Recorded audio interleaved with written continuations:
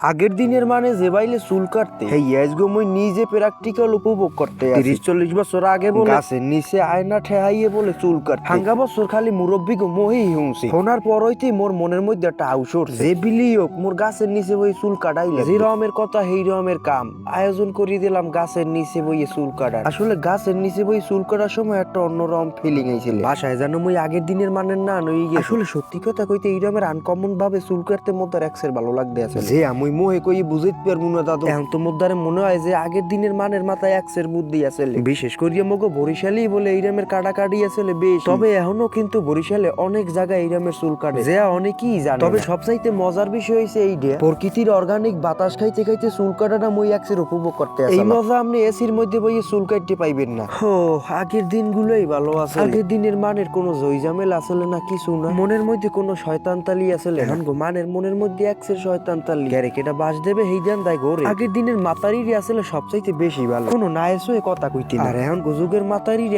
এক সময় কয় এক কথা হ্যাঁ বোঝার কোনো সিস্টেম নাই। যাক মোরার বেগুন গাছের গোড়া চালাই কোনো লাভ নাই। এখন হাঙ্গা দিন কোল দিয়ে কানলেও কি আগের দিন ফিরিয়ে আইবে। এখন সব কথা শেষ কথা হইছে মোর ভিডিওটা যদি ভালো লাগে তাই লাইক কমেন্ট শেয়ার করি অবশ্যই মোর পাশে থাকবে। আর এদিকে মোর চুল কাটাও কিন্তু এককালে শেষের পর বেশ ভালোই লাগতে আসলে আগের দিনের প্রসেসিং এর চুল কাটা।